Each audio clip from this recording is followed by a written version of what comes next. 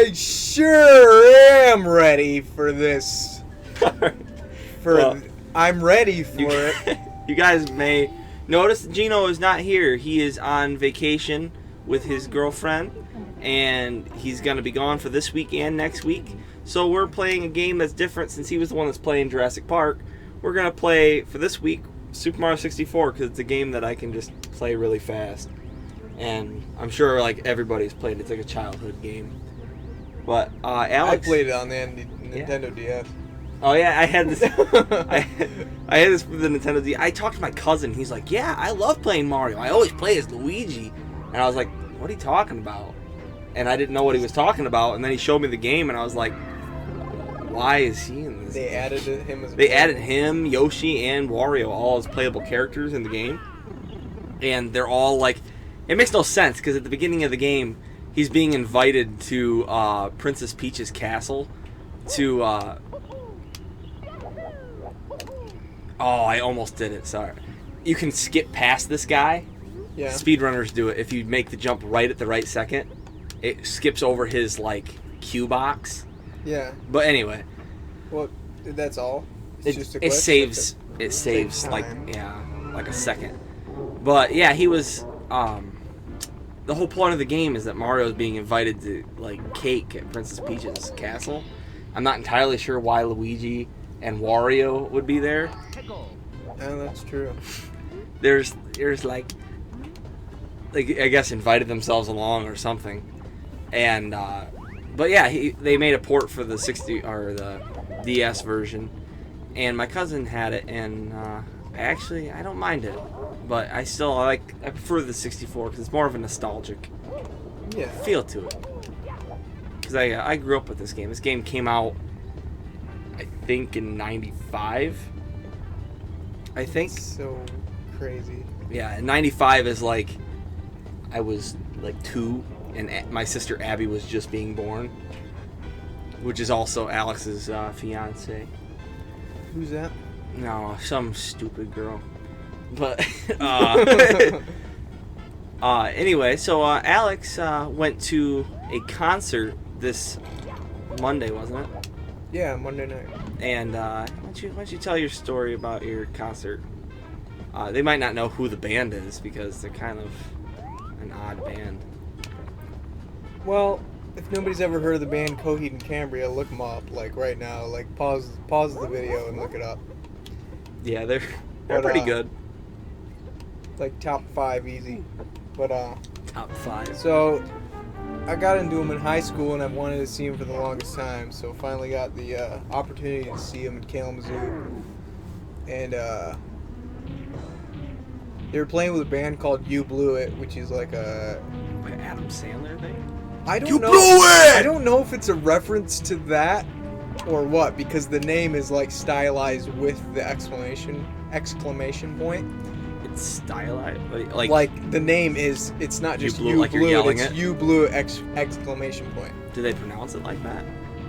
I don't know why this guy is. No, they just say You Blew It. But anyway, they're like an emo revival kind of pop punk band, and they're pretty good. Not like emo like Hot Topic bands, but like emo like American football. Like you showed me emo. Early emo, like before emo became like kids with shoddily cut bangs and razor cuts. I was gonna say I was under the impression growing up that emo was like that, and I was too.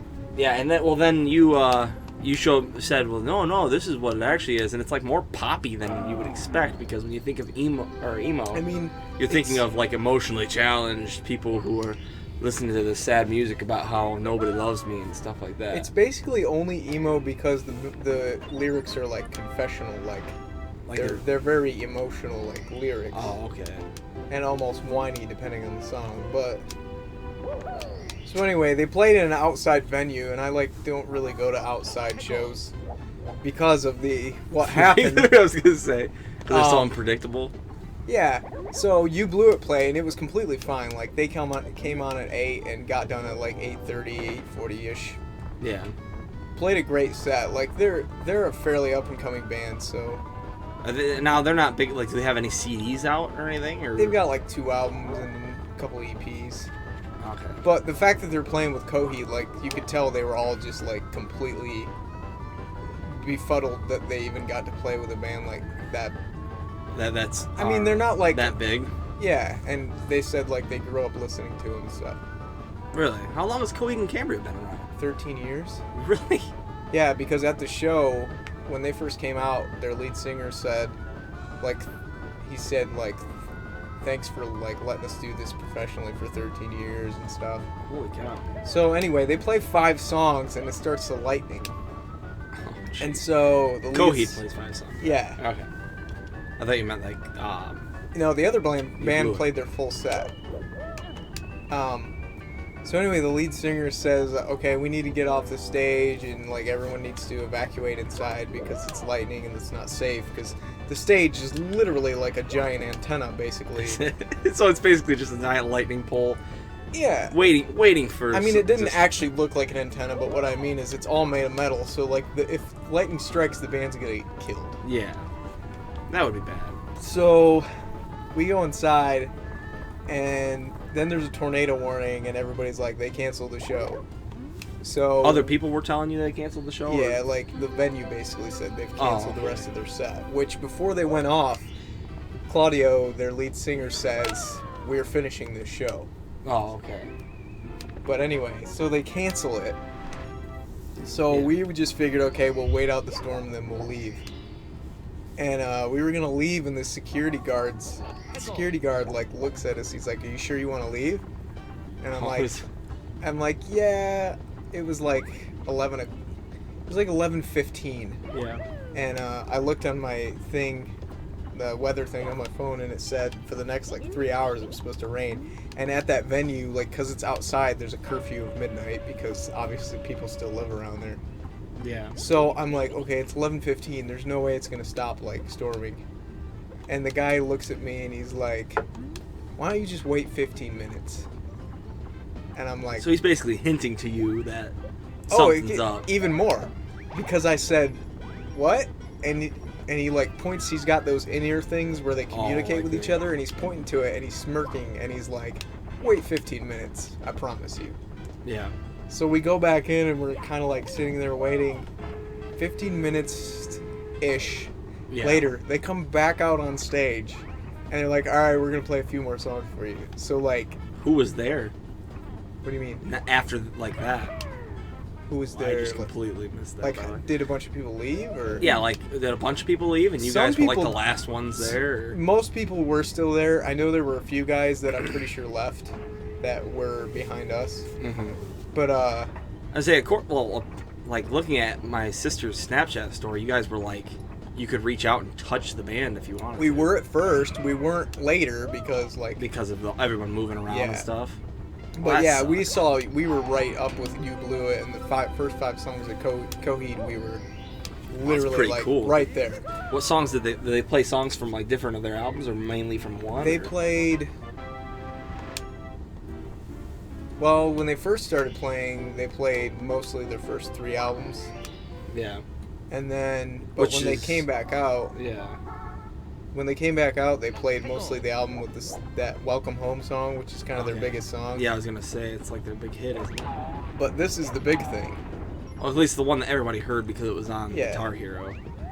This is the big thing, though. Okay. Yeah. So another thunderstorm is like coming in, and it's like lightning pretty heavily at this point in the background. Mm-hmm. And their last song is Welcome Home. Oh, that's So pretty it's cool. like their most epic song, and it's playing. They're playing it while lightning is just. striking around them and stuff. Oh, And it was great too, because you could tell they were all like looking at the sky, like, "Holy crap! Should we be doing this? We're Yeah. gonna get electrocuted to death."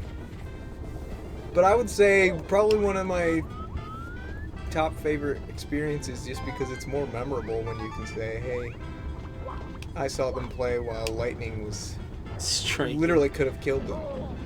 Yeah, I mean that's.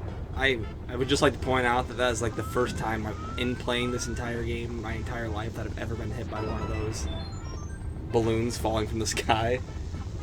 I don't even know what those are supposed to be, but they're like firing from cannons all around here. But you never get hit by them. I've never been hit by one in my entire life, and then my entire record is just shot now.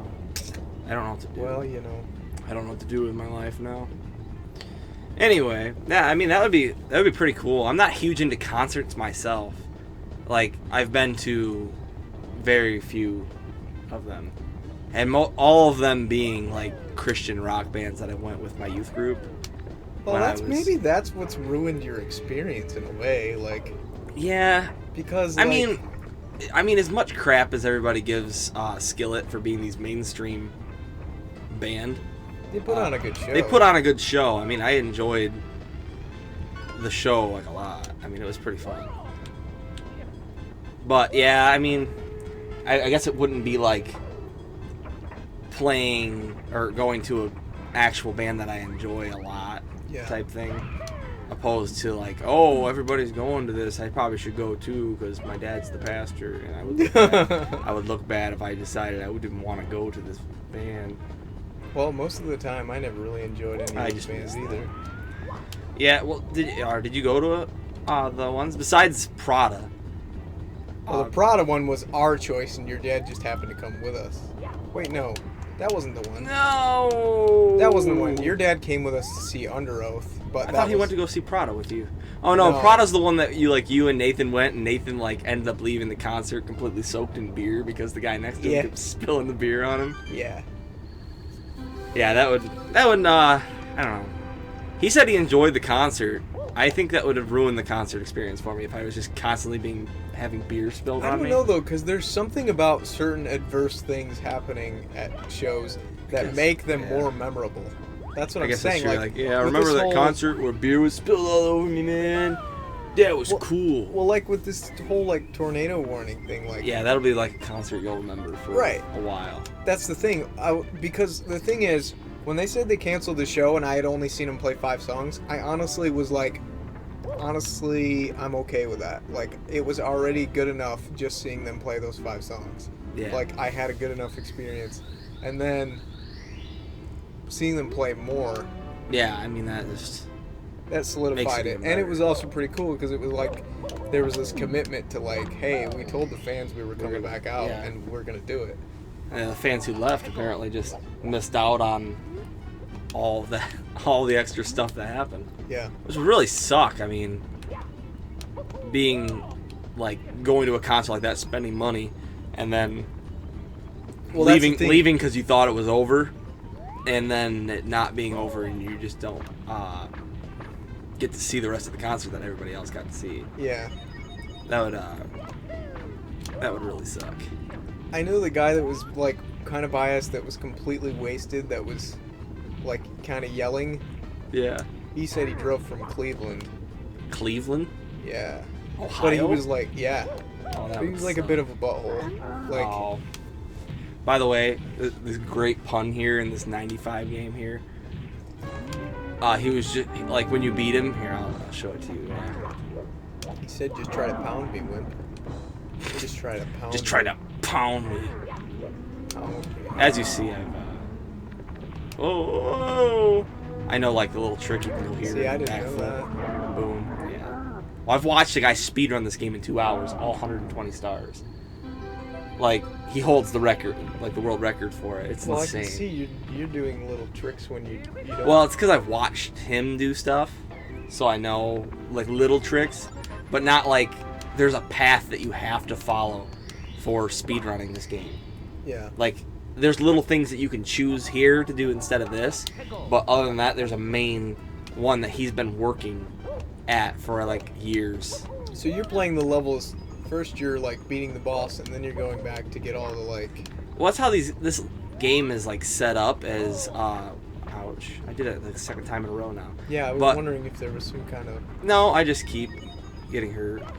Like, whoa, that wasn't intentional. Well. But. Yeah, but you got that. I mean, I don't need. I don't actually need that. But no, a lot of these first levels, for some reason, there's like a boss, and I just did it again. This is just ridiculous. But there's a boss, and then there's just freaking did it again. All right, maybe I should just walk across like I'm supposed to. But I'm not. I have a bad habit of doing this, where I start telling a story, and then I get distracted by the game, and then not continue the story. But there's a boss, and then you beat the boss, and then there's other levels in it. But they don't really follow that for the rest of the game. I'm gonna do it again. Watch this. Oh yeah. But yeah, the other. Oh my gosh. It's just amazing. I'm just choking here. I'm doing amazing for like the first like 10 minutes of this, and then just choking it up. A lot of mistakes happening right now. Oh my gosh. No! Oh No! my gosh. You like the little glitch out that the 64 had there where it wasn't sure what was supposed to be going on, so it just started shaking the screen. It's like a mad child having a seizure. Oh. Alright. I'm gonna do it this time. Are you? No! Oh yeah, this is working out really Into well. the endless sky. Alright. Next time on the Emu Nest, as we're calling this series, I'm going to continue this, and we have more stories for you. So. Barack Obama coming up next. Exactly. He's. How you doing, Barack? My fellow Americans. See you later.